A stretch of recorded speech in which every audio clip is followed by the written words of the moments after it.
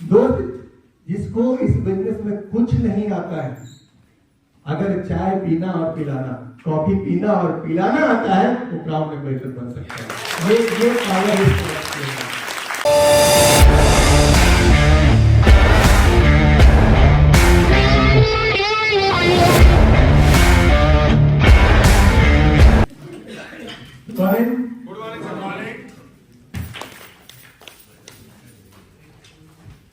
दोस्तों, सबसे पहले आभार व्यक्त करना चाहूंगा मेरे बहुत ही प्रिय मित्र मुकेश वर्मा जी, नरेंद्र त्रिवेदी जी, पटेल जी, पुनीत भाई, जिन लोगों ने मुझे इस शानदार परिवार, जो नाम अभी टीम नरेंद्र मुकेश से शुरू होकर के बहुत आगे बढ़ चुका है, इस परिवार का हिस्सा आप लोगों ने बनाया है, इसके लिए इन सबका मैं शुक्रगुजार हूं। सबसे पहले जोरदार ताली।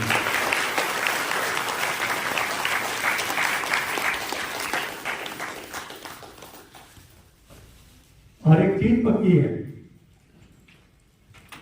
कि इस बिजनेस में आप जितना दूर जाना चाहते हैं,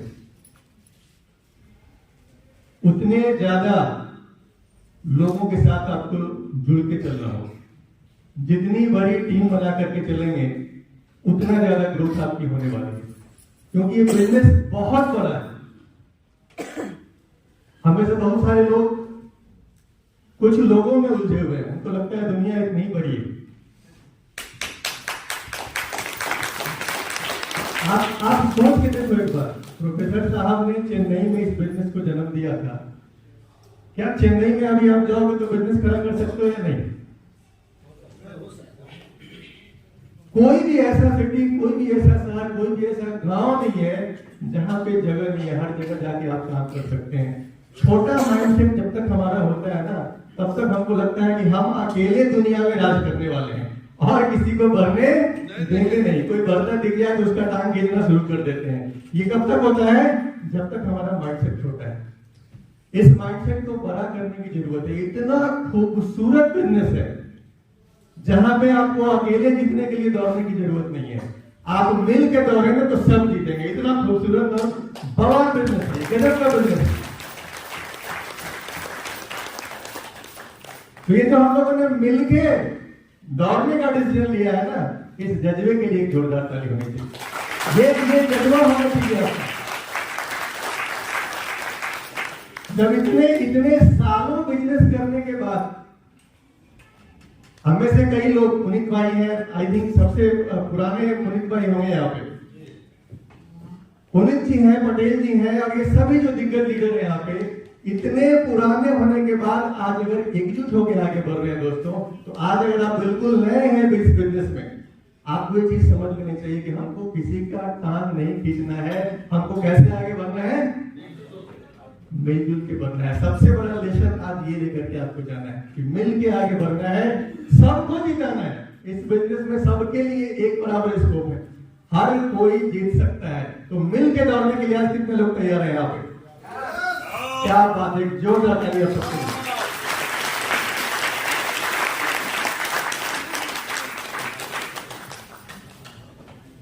और आगे बढ़ने से पहले मैं अपने हर सेशन में सबसे पहले धन्यवाद करना चाहता हूं। किसको? ऊपर वाले को। आप लोगों ने आज धन्यवाद किया सुबह में? धन्यवाद किया या मांगा? ज्यादातर लोगों ने मांगा होगा। कितने धन्यवाद किया? गुड। बहुत सारे लोगों ने किया और बहुत सारे लोगों ने नहीं किया है। हमारी आदत है, हम लोग बचपन से क्या करते आ रहे हैं? मांगते आ रहे हैं। रोज कुछ ना कुछ मांग रहे हैं। भगवान ये दे दो, भगवान वो दे दो, पड़ोसियों को दे रहे हो, कुछ हमको भी दो। ये सब चलता रहता है। लेकिन दोस्तों, हमें धन्यवाद देने का वक्त नहीं है, या शायद समझदारी नहीं है, अभी तक हम जानते नहीं है। आप जो चीजें मांग रहे हैं, उससे ज्यादा चीजें आपको ईश्वर ने ऑलरेडी दे के रखी हुई। आपको आदमी के रूप में जन्म दिया है। सबसे बड़ा उपकार तो यही कर दिया है, आदमी के रूप में जन्म देना। धरती पे इतने सारे जीव जंतु पड़े हैं, सबकी रचना किसने की है? कॉकरोच किसने बनाया है? भगवान चाहता आपको कॉकरोच बनाता, अभी कहां पे होते? पक्का है इस मीटिंग में तो नहीं होते। भगवान चाहता ना, ऊपर वाला चाहता आपको छिपकली बनाता। कहीं लटके होते अभी ऊपर में, मीटिंग फिर भी देख रहे होते आप। लेकिन दोस्तों आप सोचिए कि ऊपर वाले ने आपको जन्म, कहा जाता है कि धरती पे सबसे श्रेष्ठ रचना है कौन सी? मानव जाति। और ये रचना सर्वश्रेष्ठ क्यों है? क्योंकि इसको जो पावर मिला है वो दूसरा किसी के पास नहीं है।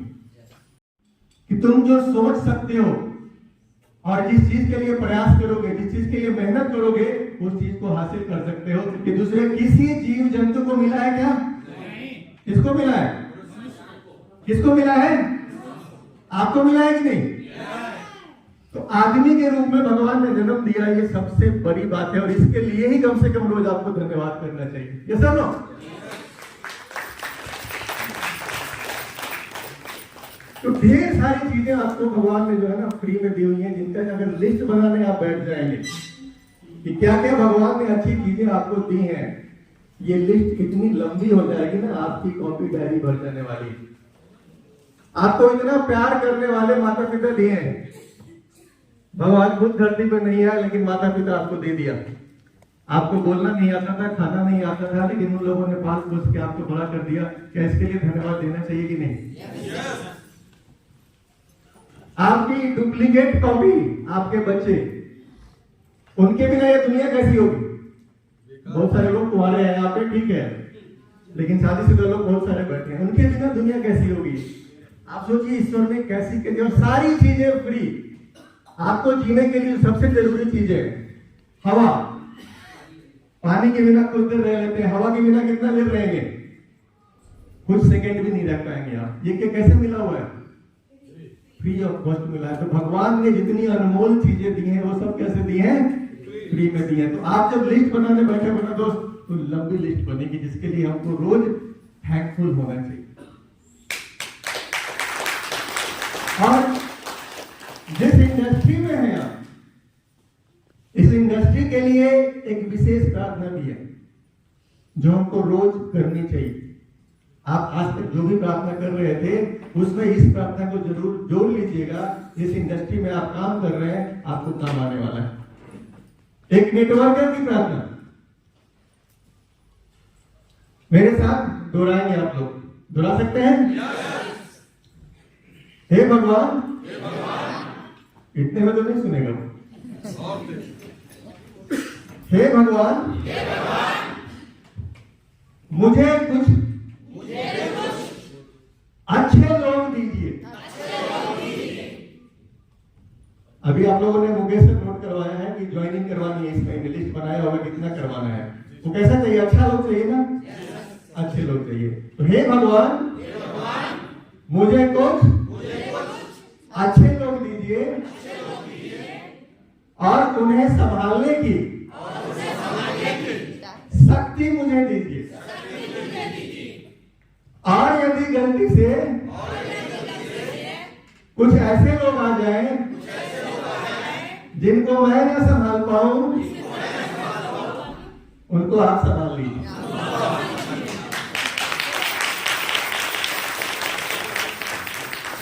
ये प्रार्थना रोज करनी है आपको, है ना? बाकी धन्यवाद करना है। प्रार्थना बस एक ही, बाकी धन्यवाद करेंगे। क्या बात है। तो आगे बढ़ते हैं दोस्तों।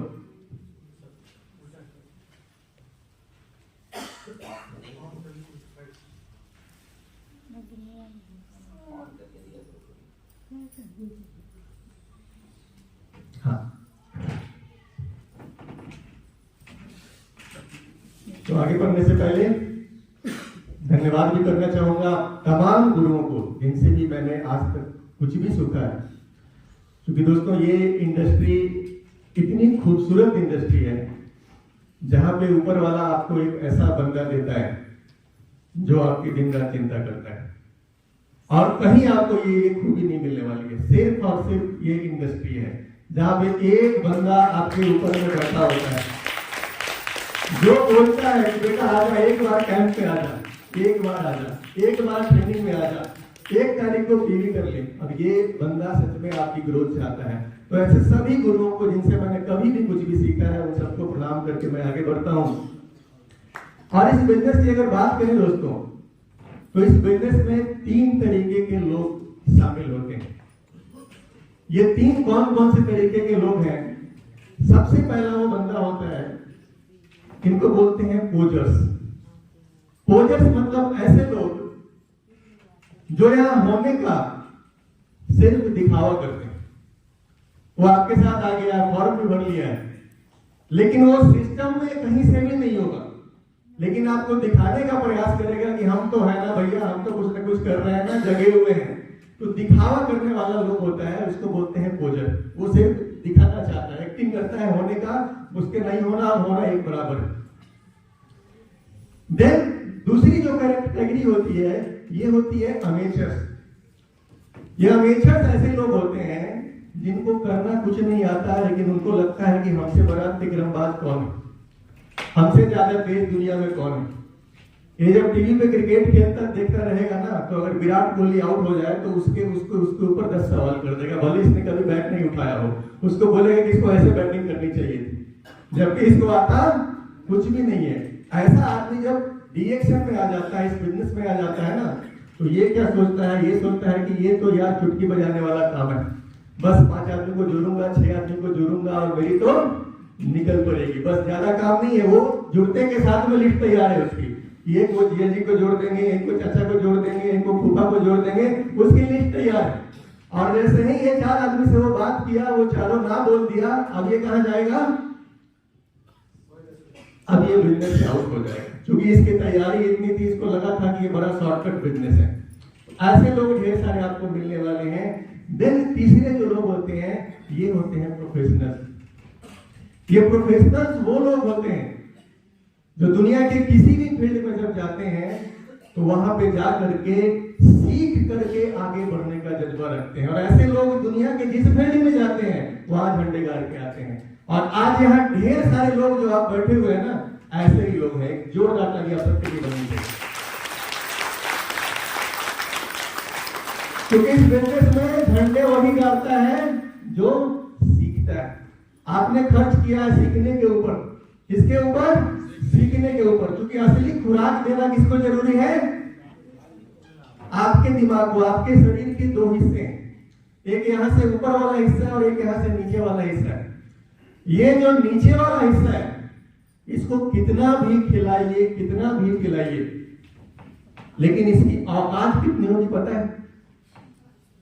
इस नीचे वाले हिस्से को डेली 1 मुर्गा खिलाइए और इस पर लूना डेली इसको 12 पीस खिलाइए, 1 तो नहीं।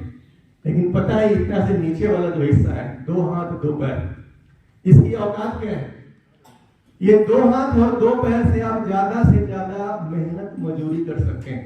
ये सुनो, ये 2 हाथ से आप कहीं सलामी लगा सकते हैं, कोई सामान उठा सकते हैं। इससे ज्यादा ये 2 हाथ 2 पैर मेहनत मजदूरी करके प्रतिदिन कितना कमाया जा सकता है? लखनऊ में डेली एक लेबर को कितना पैसा मिल जाता होगा? 500-600 रुपए मिलते होंगे। इसका मतलब है कि महीने में 15,000 रुपए की औकात आपकी हो सकती है, अगर इसको आप कितना भी खिलाओ। प्रतिदिन 1 मुर्गा खिला रहे हो, औकात कितनी है? 15,000 रुपए महीने। और आदमी को सबसे ज्यादा चिंता भी किसकी है? सीनियर ने बोला कि मीटिंग लगी है, तुमको टिकट लेना है। कितने की टिकट है? 100 रुपए की। सर कुछ खानों का है। चिंता पहले किसकी है? हम लोग इसकी चिंता करते हैं। लेकिन दोस्त, यहां से ऊपर वाला भी एक हिस्सा है, छोटा सा हिस्सा है। जिंदगी बदलने की सारी चाबियां यहाँ पे, दुनिया बदलने की सारी चाबियां यहाँ पे। एक बार इसको सही खुराक मिल गई, दुनिया बदल जाती है। इसको खुराक देना सबसे ज्यादा इंपॉर्टेंट है। और यही वजह है कि दुनिया के जितने भी सफल लोग हैं, एक से बढ़कर एक ट्रेनिंग उन्होंने अटेंड किया हुआ है। हम लोग आज आए हैं यहाँ पे शायद 3,000, 3,500, 4,000 ऐसा कुछ खर्चा करके आए हैं। 1.5 लाख 2 लाख 5 लाख रुपए की ट्रेनिंग हो रही है, वो लोग जाकर उसको अटेंड कर रहे हैं, जिनको पता है कि सारा का सारा दुनिया कहां से बदलने वाली है, यहां से बदलने वाली है।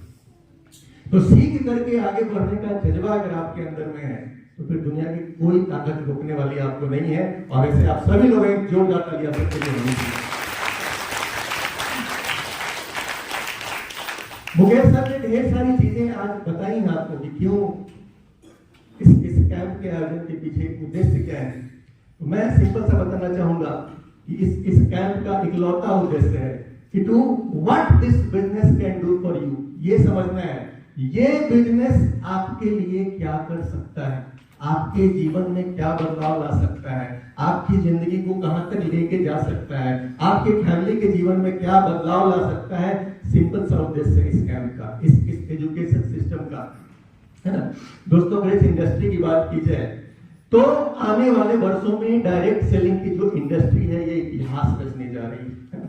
इसको आप माने या नहीं माने, आप इसको छोटा काम समझें या बड़ा काम समझें, आप इसको हंस को निकाल देंगे, अरे ये जोड़ने वाला काम है, जुड़ने वाला काम है, छोटा मोटा काम है, लेकिन आपके गलत सोचने के बावजूद भी ये कंपनी लगातार पॉजिटिवली क्या कर रही है, आगे की ओर बढ़ रही है, ये लगातार ग्रोथ कर रही है। और ऐसा आंकड़े बता रहे हैं कि आने वाले कुछ ही वर्षों में ये जो इंडस्ट्री है वो $1.5 ट्रिलियन की इंडस्ट्री पूरी दुनिया में बनने जा रही है। ये $1.5 ट्रिलियन कितनी बड़ी रकम है। आप इसका अंदाजा लगाइए कि इसका 40% मार्केट में बढ़ेगा। अगर $1.5 ट्रिलियन का ये मार्केट होने वाला है तो मार्केट में कमीशन के रूप में कितना बढ़ रहा है, लगभग 30 से 40% कमीशन के रूप में बढ़ रहा है। यानी 40% कहां पे बढ़ने वाला है, किसके बीच में बढ़ने वाला है। आज जो इस इंडस्ट्री में कदम रखेगा, आज जो इस इंडस्ट्री के अंदर पैर रखेगा, आज जो सीखना शुरू करेगा, आज से जो काम करना शुरू करेगा, कल वो विजेता होगा। और हो सकता है वो इसी हॉल में बैठे हुए लोग हों, आप में से कोई होने वाला है। तो भविष्य बहुत शानदार है दोस्तों, है ना। करना क्या है, हमें करना यह है रीओरिएंट योर माइंडसेट। सारा का सारा जो खेल है, मैंने अभी आपको बताया शरीर के 2 हिस्से, काम यहां पे करना है। ये जो इतनी बड़ी ग्रोथ इस इंडस्ट्री में होने वाली है, इतना बड़ा बदलाव इस इंडस्ट्री में आने वाला है, इतना बड़ा सब कुछ होने वाला है, इसका फायदा अगर आप चाहते हैं उठाना तो सिंपली आपको क्या करना है, अपने माइंडसेट के ऊपर में काम करना है, अपने माइंडसेट को रीओरिएंट करना है, फिर से उसको तैयार करना है। जहां उसमें जंग लग रहा है उस जंग को छुड़ाना है, उसके ऊपर काम करना है और उसको इस बड़े बिजनेस के लिए क्या करना है, तैयार करना है। रेडी हैं आप लोग? क्या बात है। देन दूसरी चीज, डेवलप योर स्किल्स। आपको अपने स्किल्स को बेटर बनाना होगा। अगर आप चाहते हैं बहुत बड़ा करना तो जितने बेहतरीन अपने स्किल्स के ऊपर में काम करेंगे आप, जितना तेजी से अपने स्किल्स को डेवलप करेंगे आप, उतनी तेजी से मार्केट में आपके अंदर ग्रोथ होने वाली है। और स्किल्स के साथ में एक अच्छी बात क्या होती है कि आप किसी भी एज में, किसी भी समय अपने स्किल को बेहतर बना सकते हैं। इसके लिए कभी भी लेट नहीं होता है। तो ये 2 चीजों के लिए अगर आप तैयार हैं, मैं अपने माइंडसेट के ऊपर में काम करूंगा, अपने माइंडसेट को बेहतर बनाऊंगा और अपने स्किल के ऊपर भी लगातार काम करूंगा, नए नए तरीके सीखूंगा, अब मैं अपने आप को कल से बेहतर आज बनाऊंगा, मैं अपने आप को आज से बेहतर कल बनाऊंगा। अगर इस सोच के साथ में आप तैयार हैं दोस्तों, ये इतनी बड़ी जो ग्रोथ इस इंडस्ट्री में होने वाली है, निश्चित रूप से उसका बहुत बड़ा हिस्सा आपके घर में जाने वाला है। तैयार हैं आप लोग? यस और नो? देन जैसा कि मुकेश सर ने मुझे जिम्मेदारी दी है कि सबसे पहले आपको अपने बारे में बताना है कि आप इस इंडस्ट्री में कैसे आए, तो शुरुआत बिल्कुल ही सच्चाई के साथ में करते हैं हम लोग, है ना। क्योंकि इस बिजनेस की एक बड़ी खूबी है कि दुनिया में और दूसरे किसी भी काम में आप जाएंगे तो लोग झूठ बोलने में लगे हुए हैं। उसकी हैसियत इतनी है, वो दिखा रहा है इतना, उसने पढ़ाई इतनी की है, बोल रहा है कुछ और, झूठ बोल बोल के पता नहीं क्या क्या कर रहे हैं लोग। लेकिन इस बिजनेस की खूबी क्या है, ये बिजनेस सच्चाई के साथ में शुरू होता है। एक बंदा जाता है किसी को प्लान दिखाने के लिए, तो वहां पे वो सच्चाई से अपनी बात को रखता है कि आज से कुछ दिनों पहले मेरे शरीर में ये कुछ समस्याएं थी, फिर मेरे एक मित्र मिल जाते हैं, उन मित्र के थ्रू मुझे प्रोडक्ट मिलता है, मैं इसको यूज करता हूँ। सच बोलने का बिजनेस है, ये सुनो। इस बिजनेस में पता है फेल कौन होता है? जो सच का साथ छोड़ देता है। झूठ बोल के छोटी सी ग्रोथ उसको हो सकता है थोड़ी फास्ट मिल जाए, जल्दी में पीवी उसका फटाफट बन जाएगा, हो सकता है वो थाईलैंड में घूम के आ जाए, लेकिन थाईलैंड घूम के आने के बाद फिर वो वहीं रहेगा, उसी घर में रहेगा, उसी कचरे में रहेगा। क्यों? क्योंकि झूठ के साथ आप बहुत लंबा नहीं चल सकते हैं। झूठ बोल के छोटे समय में बड़ा बिजनेस हो सकता है कि हो जाए, लंबे समय में बड़ा बिजनेस झूठ बोल के नहीं हो सकता। तो सच के साथ में हमको इस बिजनेस को करना है। तैयार है हम लोग सच के साथ चलने के लिए? क्या बात है। तो यहाँ पे मेरी एक तस्वीर है, DXN में ज्वाइन होने से ठीक पहले की तस्वीर है।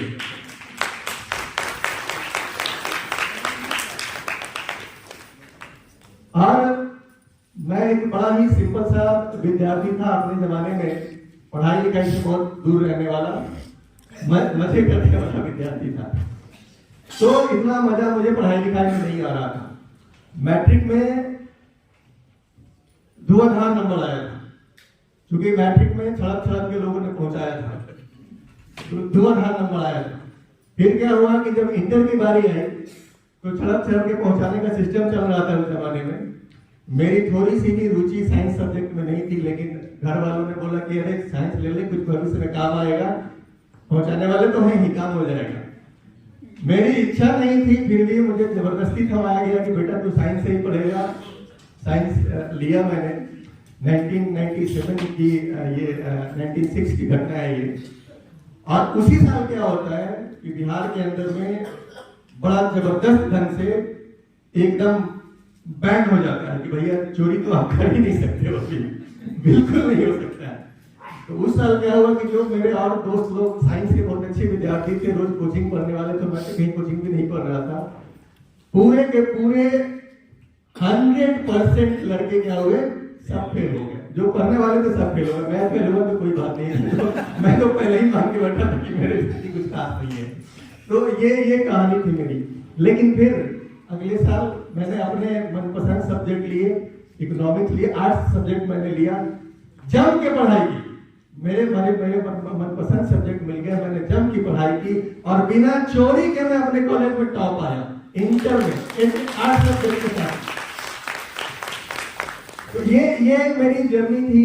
फिर मैंने इकोनॉमिक्स में ऑनर्स भी किया और ऑनर्स करने के ठीक बाद बस जैसे आम बच्चे होते हैं बिना किसी मकसद के ऐसे ही घूम फिर रहा था। इस बीच मेरे साथ में एक घटना घटती है। ये एक पर्सनालिटी मेरे से टकरा जाते हैं जो ताली बजाएंगे आप लोग, क्योंकि इतना खूबसूरत बिजनेस है दोस्तों। एक आदमी आपके पीछे लगता है। यहाँ पे जितने भी लोग बैठे हैं उसमें एक कहानी सब में कॉमन होगी कि सबके पीछे एक आदमी लगा होगा। ये सब ना हम सब यहाँ पे क्यों बैठे हैं? क्योंकि एक दिन हम सबके पीछे कोई ना कोई आदमी लगा था। हमको उस समय लगता था कि यार एक कौन फालतू आदमी एक काहे पीछे पड़ा हुआ है कि नहीं?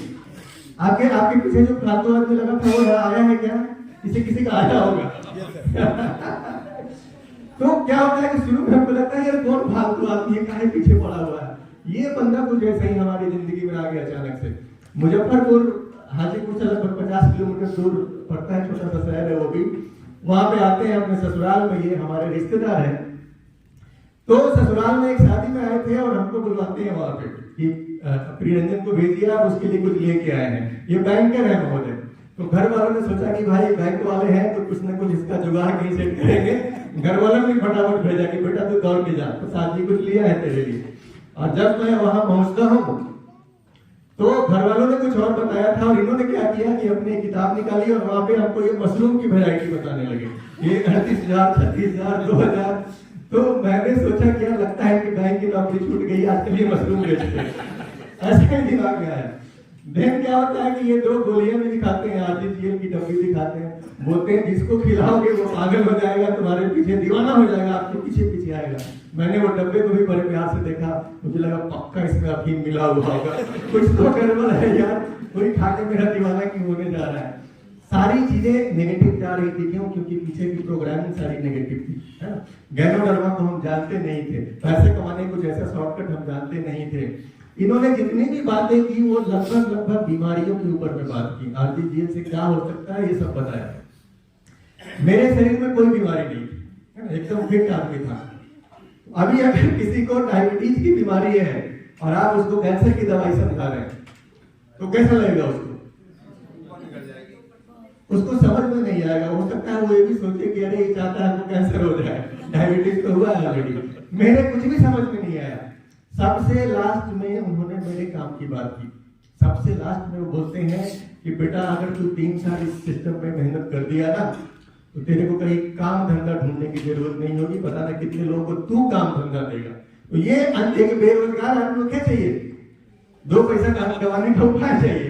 मेरी बीमारी का इलाज वो सबसे लास्ट में बोली। और ये बात मुझे थोड़ी सी अच्छी लगी, पिंच की, लेकिन नहीं पे बात खत्म हो गई। उन्होंने एक फाइल दिया मुझे और फाइल दे करके बोला कि आप घर जाओ, इसको देखना, पढ़ना, समझना, मैं 1 सप्ताह के बाद आपसे मिलने आऊंगा। मैं अपने घर पे आता हूँ, वो फाइल लेकर के, और सबसे पहले उस फाइल को जिसके सामने दिखाता हूँ, जिसको प्लान दिखाता हूँ, वो थे मेरे बड़े भैया। मेरे भैया क्रिकेट मैच के जबरदस्त प्रेमी आदमी, अभी भी वो वैसे ही प्रेमी है। उस समय भी वो बैठ करके हॉल में सोफा पे क्रिकेट मैच देख रहे थे। मैं उनके सामने जाता हूँ, वो फाइल खोलता हूँ और बोलता हूँ भैया प्रसाद जी जो मुजफ्फरपुर बुलाए थे ना, इसी के लिए बुलाए थे। ये 2 गोली है, इसको जो खा लेगा उसका हर बीमारी ठीक हो जाएगी। तो उन्होंने एक बार मेरे गोली की तरफ देखा, फिर वो टीवी देखने लगे। उनको कोई इंटरेस्ट नहीं था इस गोली के अंदर में। तो मैं समझ गया कि मेरे काम का ये कुछ है नहीं यहाँ पे। मैंने भी फाइल को बंद किया, प्रेम से अपने रूम में डाल दिया। उसके बाद रिएक्शन क्या है मैं भी भूल गया, लेकिन मेरे प्लान नहीं भूले।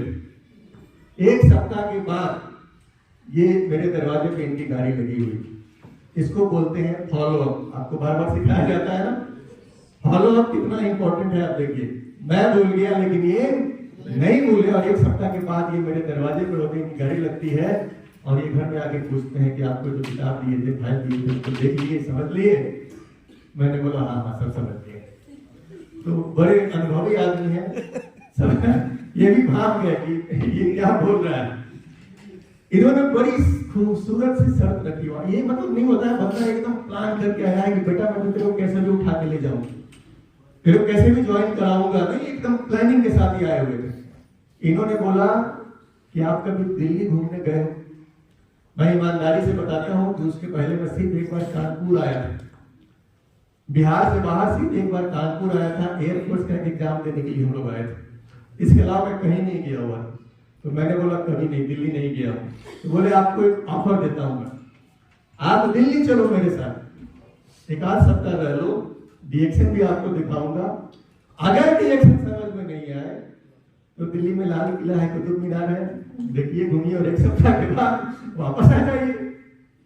ये ऑफर किसको बुरा लगने वाला था यार, फ्री में दिल्ली का ट्रिप मिल रहा है। घर वालों से भी परमिशन मिल गई कि बेटा कोई बात नहीं है, आप जा। घर वालों का बड़ा साथ रहा यार इस बिजनेस के अंदर। बहुत बार क्या होता है, बहुत बार घर में विरोध हो जाता है कि पति कर रहा है, पत्नी विरोध कर रही है, पत्नी कर रही है, पति विरोध कर रहा है, बच्चे कर रहे हैं, माँ बाप विरोध कर रहे हैं, माँ बाप कर रहे हैं तो बच्चे विरोध कर रहे हैं। मैं बड़ा सा भाग्यशाली था कि घर में ओपन था कि आप जो करना चाहते हो कर सकते हो। इन्हीं उन लोगों ने दिल्ली भेज दिया मुझे।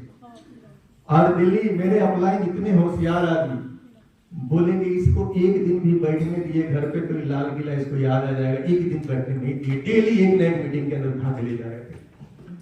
1 दिन भी 7 दिन में मैं घर में नहीं बैठा। वो मीटिंग में कहीं ना कहीं दादरी में मीटिंग हो रही है, दिल्ली में हो रही है, बंदा डेली मीटिंग में। आप जिसको 1 सप्ताह लगातार आप मीटिंग दिखा दोगे उसका फिर क्या होने वाला है, विजन क्लियर हो जाएगा, उसका विजन उसका घूम जाएगा, फिर दुनिया बदलते हैं। मेरी दुनिया पलट गई। 1 सप्ताह के बाद मैंने निर्णय लिया कि मुझे ये काम करना है। मुझे बिजनेस ज्यादा समझ में नहीं आया, ईमानदारी से बता रहा हूं। मैं इस बिजनेस को कर जाऊंगा, मुझे ये भी समझ में नहीं आया था। मुझे सिर्फ एक चीज समझ में आई थी कि ये प्रोडक्ट बहुत ही अच्छे बिकेंगे। 1 सप्ताह में मुझे ऐसा नहीं, ये समझ नहीं है कि मैं डायमंड बन जाऊंगा या बहुत पैसे छापूंगा, ऐसा कुछ नहीं समझ में आया था। लेकिन एक चीज का पूरा विश्वास हो गया था कि प्रोडक्ट बहुत अच्छा है, और जब बहुत अच्छा है तो बिकेगा। इतना मतलब बिजनेस मेंटालिटी को बोलते हैं, ये मोटा मोटी मुझे समझ में आया कि प्रोडक्ट यार बहुत अच्छा है तो बिकेगा, ये बिकने में कोई रोकने नहीं वाला है, तो करना चाहिए। अब दूसरी चुनौती आ गई। दूसरी चुनौती ये आई कि मैं दिल्ली में था और पटना में, उस समय पूरे पटना में, बिहार के अंदर में कोई ब्रांचेस नहीं था कंपनी का। तो एक अगर मैं सिर्फ फॉर्म भर के आ जाता और एक चाय के लिए, एक कॉफी के लिए अगर दिल्ली ऑर्डर लगाता तो पता चलता कस्टमर मेरा भाग जाए। तो उन्होंने एक ऑप्शन रखा कि आप ऐसा करो कि पटना में स्टॉक बॉन्ड ले लो इसका। और स्टॉक बॉन्ड लेने में उस जमाने में 50,000 रुपए का खर्चा था। 50,000 आज से 23 साल पहले एक बड़ा ही हैंडसम अमाउंट। आज के डेट में आप में से बहुत सारे लोगों के जेब में मोबाइल पड़ा होगा 50 का, और कहीं की जेब में 2-2 का, 2-2 हो सकता है। लेकिन उस जमाने में 50 एक हैंडसम अमाउंट था। पिताजी ने साफ साफ बोला कि इतने पैसे मेरे पास नहीं है। मेरे पिताजी एजुकेशन डिपार्टमेंट में क्लर्क थे।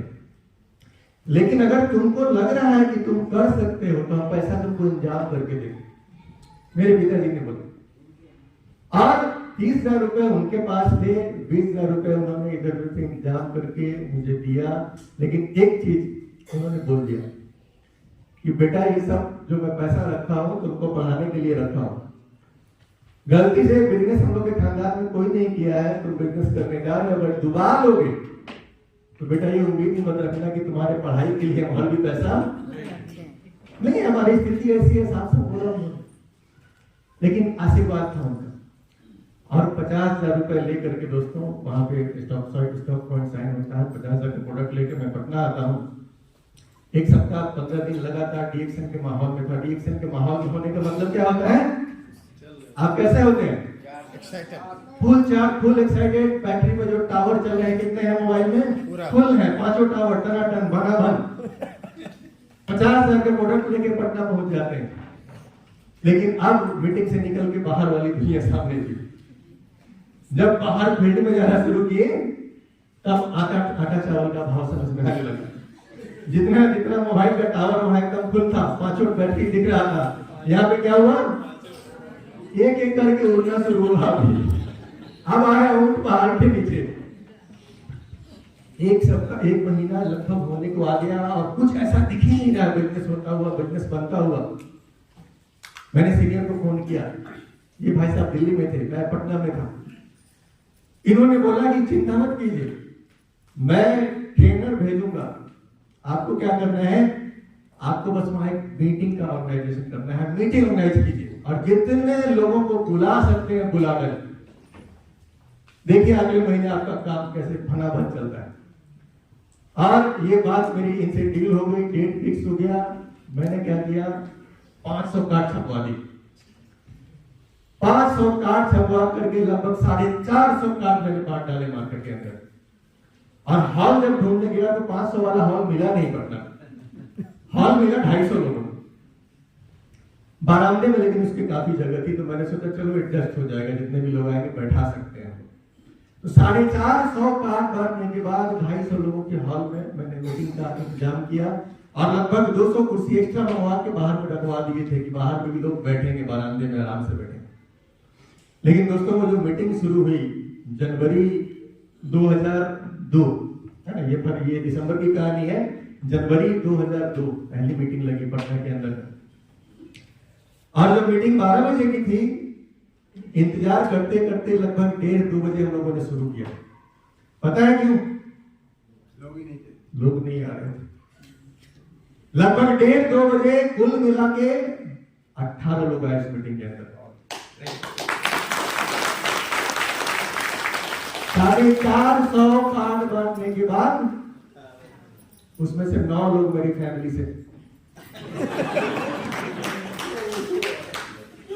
मेरी पूरी फैमिली थी, माँ थे, पिताजी थे, भैया भाभी बहन बहनोई सब लोग थे। मैं भी उसी में था। 18 में मैं भी था। एक जो स्पीकर महोदय आए थे ना, वो भी उसी में थे, 18 में ही थे, वो भी बाहर नहीं थे। यानी आप सोच के देखिए कि 11 लोग तो हम ही थे। बाहर से कितने लोग आए? 450 कार्ड बांटने के बाद 7 लोग आएंगे। मुझे ये बिजनेस उसी महीने बंद करना था या नहीं? कितनी खराब शुरुआत हुई आप सोच लीजिए। इस पे सोने पे सुहागा ये रहा कि पूरी मीटिंग खत्म हो गई, ना मेरा किसी ने साबुन लिया, ना आरती लिया, कुछ नहीं लिया।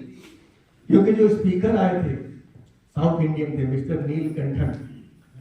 उनको हिंदी आती ही नहीं। उन्होंने जो बोला वो किसी के पल्ले नहीं पड़ा। तो मीटिंग खत्म हो गई, सब लोग अपने घर गए, स्पीकर महोदय भी अपने घर गए, मैं भी अपने घर गया। तो वो एक रील्स में बड़ा सा गाना दिखता है, वही रात अंतिम वही रात भारी। मेरा तो कुछ ऐसा ही था। वो रात एकदम चक्कर आ रहा था, यार ये इतना पैसा लगा हुआ है, ये क्या हो रहा है। रात बड़ी मुश्किल से बीती। कल के सुबह में कॉल आता है। वो कॉल आता है उस मीटिंग में आए हुए 19वें आदमी। मेरे साथ बड़ा चमत्कार हुआ इस वजह से। एक ऐसा आदमी 19वां आदमी था उस मीटिंग के अंदर में, जिसको मैंने कार्ड नहीं दिया हुआ। ये एक ऐसा आदमी था, तो जैसे प्रोजेक्टर यहाँ पे चल रहा है तो पीछे व्हाइट स्क्रीन चाहिए। मेरी पहली मीटिंग थी, ये सब पता नहीं था हमको। तो स्पीकर ने बोला कि आप एक व्हाइट कपड़ा का इंतजाम करो फटाफट। तो हम लोग भाग के एक नजदीक के करीबी आदमी के यहाँ गए थे, बोले आपके पास सफेद चादर है तो दीजिए, और उनको बोले कि कुछ नया हो रहा है, आप ही आ जाओ देख लो। ये बिना कार्ड वाला आदमी था। तो ये जो बिना कार्ड वाला आदमी था, ये आके मीटिंग सुना, और ये बंदा कल होके सवेरे हमको फोन करता है कि मुझे आपकी 2-in-1 कॉपी चाहिए, कहाँ मिलेगी। अब आप सोचोगे मेरी खुशी का कोई ठिकाना नहीं था। मैंने बोला आप किधर हो बताओ, मैं लेके आ रहा हूं। उन्होंने बोला नहीं, आपको आने की आवश्यकता नहीं है, मैं आऊंगा। आपका सेंटर क्या है बताइए। पटना में चिड़ियाघर में एक छोटे से जगह पे मेरा ऑफिस था उस समय। मैंने उनको पता दिया, बिल्कुल समय से वो आ गए। और आकर के वो क्या बताते हैं कि पिछले लगभग 7 से 8 सालों से मैं बवासीर का पेशेंट हूँ, खूनी बवासीर। और 8 सालों में ऐसा एक दिन नहीं बीता जिस दिन मुझे ब्लड नहीं आया। आज पहली दिन मुझे ब्लड नहीं आया। अब आप ये मत समझिए कि मीटिंग सुनने से ब्लड आना बंद हो गया। उस मीटिंग में, उस जमाने में हम लोगों के पास इतना सारा प्रोडक्ट नहीं था। उस जमाने में कुछ ही प्रोडक्ट थे, जिसमें सबसे फेमस प्रोडक्ट था हमारा ये कॉफी, ब्लैक कॉफी। अब आज भी है, 450 लोगों के लिए भरपूर बनवाया हुआ था मैंने। उसका मजा कितने लोगों के लिए? सिर्फ 19 लोगों ने, 19 आदमी थे मीटिंग के अंदर में। तो जिसको अच्छा लगा उसने दबा के दिया। अभी क्या हुआ, वो बोले कि मीटिंग में ज्यादा कुछ समझ में तो नहीं आया, लेकिन इतना समझ में आया कि आपके प्रोडक्ट में कोई जड़ी मिला हुआ है, और वो जड़ी में हमको इतना विश्वास है कि इतना दमदार है कि उसके वजह से मेरा ब्लड आना आज बंद हो गया है। तो ये प्रोडक्ट की पावर से एक मेरे जैसा बंदा, जिसको कोई सुनने वाला नहीं था, 450 कार्ड मारने में भी कोई नहीं सुन रहा था, उसका भी गाड़ी चल पड़ा। किसकी बदौलत? शानदार प्रोडक्ट, डीएक्शन प्रोडक्ट में जोरदार है।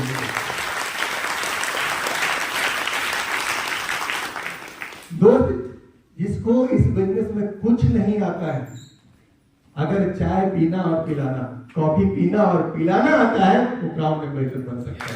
ये पावर इस प्रोडक्ट की है। दोस्तों, ये प्रोडक्ट के दम पे मेरी जो गाड़ी है वो चल पड़ी, और आगे एक लंबी जर्नी है, लगातार टिका रहा, सीखता रहा, और आज आप लोगों के बीच में खड़ा हूं। 2002 में मैं स्टार एजेंट बन गया था। जर्नी शुरुआत में बड़ी फास्ट थी, 4 महीने में स्टार एजेंट बन गया, और अपने आप को एक तोहफा दिया मैंने, एक ये मोबाइल खरीद के अपने आप को दे दिया। रूबी बनने में बाद में मिलता, मैंने पहले ही दे दिया। 2002 में मैं स्टार रूबी बन चुका था। 2003 में मैं स्टार पर्ल बना था। इसमें से है कोई जो स्टार पर्ल बने हैं डिएक्शन में? पुनीत भाई बने, नरेंद्र भाई बने। पहले जो पुराना प्लान था हमारा, उसमें अभी डायमंड बनते हैं आप 6 लाइन स्टार एजेंट करके, उस समय 7 स्टार एजेंट बना करके स्टार पर्ल बना जाता था, यानी डायमंड से भी थोड़ा सा 1 लाइन आगे था वो। तो ये मैं 2003 में बन गया था। देन 2005 में मैं भारतवर्ष के अंदर भारत का यंगेस्ट डायमंड के रूप में सम्मानित हुआ। मेरे साथ में भरत जी थे। 2005 में मैंने एक गाड़ी भी खरीदी थी, अपने आप को गिफ्ट करी। देन 2005 में ही पहली बार मेरा सामना हुआ था हमारे ग्रेट मेंटर्स प्रोफेसर बसुपाल और मैडम के साथ। 2005 में एक और मौका मिला था डॉक्टर लिम और उनकी मिसेज के साथ। 2005 का ही समान है ये। और 2009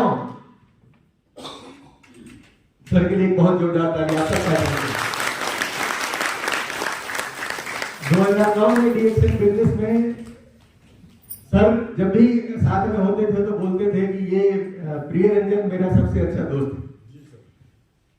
लेकिन मैं जानता हूं कि वो बोलते थे दोस्त, लेकिन मेरे से इतना स्नेह करते थे, बेटा और छोटा भाई से कम नहीं मानते थे। बहुत स्नेह था उनको मेरे ऊपर में। तो बड़े बड़े बड़े बड़े अद्भुत व्यक्ति से मेरा 2009 में परिचय हुआ। इसके बाद एक लंबा सफर हम लोगों ने साथ में तय किया। बहुत कुछ सीखने को इस इंडस्ट्री में मिला दोस्तों, उनके साथ में रह के। देन इसी के ठीक 1 साल के बाद एक और सज्जन से मेरी मुलाकात होती है, जो सज्जन आज आप लोगों के बीच में बैठे हुए हैं। 2010 में यूएई के अंदर में हम लोगों का 5 प्रोग्राम लगा था। Dubai, UAE, align, Abu Dhabi, Sharjah. और इन 5 जगहों पे एज ए स्पीकर मैं जा रहा था। मुझे पता था कि मुकेश वर्मा नाम के कोई व्यक्ति मेरे साथ में जाने वाले हैं। पटना दिल्ली ऑफिस में इनसे पहली मुलाकात होती है। और इस मुलाकात के दौरान लगभग 10-15 दिनों तक, क्योंकि हमारा एक्सटेंशन भी हो गया था, हम लोग 10 दिनों के लिए गए थे, शायद 1 सप्ताह के लिए गए थे, लेकिन फिर एक्सटेंशन हो गए। 10-12 दिन रह करके हम लोग वहां पे आए थे। तो 2010 में मुझे एक बड़े अच्छे मित्र मिले इस बिजनेस के अंदर में, और इस मित्रता की बदौलत आज मैं आप लोगों के बीच में आके तो बड़ा ही खूबसूरत ये बिजनेस है दोस्तों। बहुत कुछ इस बिजनेस ने दिया है हमें, है ना। आगे बढ़ो, ये इतना खूबसूरत बिजनेस है, लेकिन करना क्यों है ये बड़ा इंपॉर्टेंट है। ये क्यों अगर आपने क्लियर कर लिया, आप कुछ भी कर सकते हैं। करना क्यों है, एक स्ट्रॉन्ग रीजन होना बहुत जरूरी है दोस्तों। अगर आप ट्रेन से जा रहा कोई बंदा है ना, ट्रेन चल रही है और ट्रेन में कुछ लोग जा रहे हैं। आप एक बंदे को बोलिए कि आप ऐसा करो कि इस ट्रेन से कूद जाओ, क्या वो कूद जाएगा? आप ट्रेन चल रही है 100 की स्पीड में और आप किसी से बोलो, किसी से भी कि आप ट्रेन से कूद जाओ, तो क्या वो कूदेगा? नहीं कूदेगा। लेकिन उसी ट्रेन में अगर आग लग जाती है, दिख रहा है कि आपकी कुछ बोरियों में आग लगी हुई है, आग धीरे धीरे बढ़ रही है, इधर भी आ रही है। अब वो बंदा को आप बोलो कि मत कूदना, तो अभी वो क्या करेगा? अभी परमिशन की जरूरत नहीं है, वो फिर भी कूदेगा। क्यों? उसका वाई क्या है? अभी क्लियर है। तो ये वाई जब क्लियर हो जाता है आपको ना, तो आप चलती ट्रेन से नहीं, जो सर अभी बोल रहे थे हवाई जहाज से भी कूद जाओगे आप, कोई रोकने वाला नहीं है। वाई क्लियर होना बहुत जरूरी है इस बिजनेस के अंदर में। इस बिजनेस को करना क्यों दोस्तों, क्यों करना है? सबसे पहला चीज तो मैं ये कहना चाहूंगा कि ये दुनिया का इकलौता ऐसा काम है जो आपको आदमी का जीवन जीने का मौका देता है। आप जीवन किस रूप में जन्म लिए हैं? इंसान के रूप में जन्म लिए हैं। और इंसान के रूप में जन्म लिए हैं तो यही एक बिजनेस है जो इंसान के रूप में जन्म लेने का फ्रीडम आपको देता है। बाकी किसी बिजनेस में आपको नहीं मिलेगी। बाकी कहीं भी चले जाइए, किसी न किसी की गुलामी करते हुए आप मिलेंगे। आदमी के रूप में एक आजाद जीवन। आज मन किया तो काम पे निकलेंगे, नहीं किया तो आज आराम करेंगे। सवेरे उठने का अलार्म नहीं लगाना है, जब नींद खुलेगा तब उठेंगे। ये जीवन काम मिलता है, सिर्फ और सिर्फ ये इंडस्ट्री देती है। ये इतनी खूबसूरत इंडस्ट्री है दोस्तों। तो इंसान के रूप में अगर आपको जीवन जीना है ना, देन आपको इस बिजनेस को करना चाहिए। और भी कई सारी वजह हैं। दूसरा, कहीं भी आप पैसा कमाने जाएंगे तो ढेर सारे सवाल आपसे किए जाएंगे। आपकी उम्र क्या है? आप कहीं नौकरी ढूंढने जाओगे, सबसे पहला बहुत सारे नौकरियों में क्या है? एज की रिस्ट्रिक्शन है। इस नौकरी के लिए 18 साल की उम्र चाहिए। 40 साल के बाद तो दुनिया में कहीं भी कोई नौकरी मिलने वाली नहीं होती है। एज पूछा जाता है हमसे, क्वालिफिकेशन पूछा जाता है, कई बार जाति पूछी जाती है, रंग देखा जाता है, कितना पैसा लगा सकते हो, एक्सपीरियंस क्या है, कितना रिस्क ले सकते हो। ये सब कुछ मार्केट में अगर आप पैसा कमाने जाओगे, चाहे नौकरी करने जाओ, चाहे बिजनेस करने जाओ, ये सारे सवाल आपके साथ में किए जाते हैं, ये सुनो। लेकिन दोस्तों इकलौता ये बिजनेस है जहां पे ये सब कुछ आपसे पूछा नहीं जाता है। लेकिन इस बिजनेस में सिर्फ और सिर्फ एक सवाल किया जाता है आपसे। ये सवाल कौन सा है? ये सवाल है, क्या आपके पास सपने हैं? हेलो, क्या आपके पास सपने हैं? इस बिजनेस में आने के लिए इकलौती योग्यता है, सपने हैं तो आ जाओ, सपने नहीं है तो इस इंडस्ट्री में गलती से भी मत घुस जाना। सही है गलत है? वाई क्लियर नहीं है, सपना बड़ा नहीं है और आप इस बिजनेस में आ गए तो क्या होगा? ये बिजनेस तो दोस्त झापड़ खाने का बिजनेस है। आप जब फील्ड में निकलते हो तो कोई पटक के मारता भले आपको नहीं है, गोली नहीं मारता है, लेकिन गोली इतना खतरनाक मारता है कि सपना नहीं होगा तो झेल नहीं पाओगे। सही है गलत है? इस बिजनेस में ऐसा नहीं है किसी को आप प्लान दिखाने गए और उसने आपको उठा के पटक दिया है, प्लान क्यों दिखाया? ऐसा हुआ है कभी? नहीं हुआ है। यहाँ पे गोली कोई नहीं मारता, लेकिन क्या मारता है? गोली मारता है आपको। तो दोस्तों ये बड़ा खूबसूरत बिजनेस है, लेकिन अगर आपका ड्रीम क्लियर नहीं है, आपका ड्रीम बड़ा नहीं है, दिन क्या होगा? जैसे ही आप बाजार में निकलेंगे, सबसे पहली गोली कौन मारेगा? आपका सगा वाला। आपके जो सबसे नजदीकी आदमी जब ज्वाइन करता है तो सब बहुत खुश होता है। अगर वो उसकी शादी हो गई तो बड़ा खुश है, साला को ज्वाइन कराएंगे। दिनेश जी बहुत चल रहे हैं साले के नाम पे, क्योंकि भक्त लोगी है ये। आदमी बड़ा खुश, साला अगर ज्वाइन किया ना जीजा को ज्वाइन कराएंगे, वो एकदम खुश। सबसे पहले गोली कौन मारेगा उसको? जिस साले और जिस जीजे के चक्कर में आप पड़े हैं, सबसे पहला गोली वही मारता है। ठोक दिया, भरना साफ घास है। जीजा जी अगर ससुराल जाए तो ये छोड़ के कोई वो बोलता है, जीजा जी मांगे गर्म पानी चाहिए, यस जीजा जी। गर्म चाय चाहिए, यस जीजा जी। इसमें चाहिए काजू चाहिए, यस जीजा जी। जो साला साली कभी यस बोलते थकता नहीं है, जैसे ही जीजा जी बोले यस ज्वाइन करो, दुनिया ही बदल जाती है, दुनिया ही पलट जाती है। और ये चीज ये आप बर्दाश्त नहीं कर सकते अगर आपका ड्रीम बड़ा नहीं है, आपका विजन क्लियर नहीं है, आप धराशायी हो जाओगे, आप वहीं बिजनेस से आउट हो जाओगे।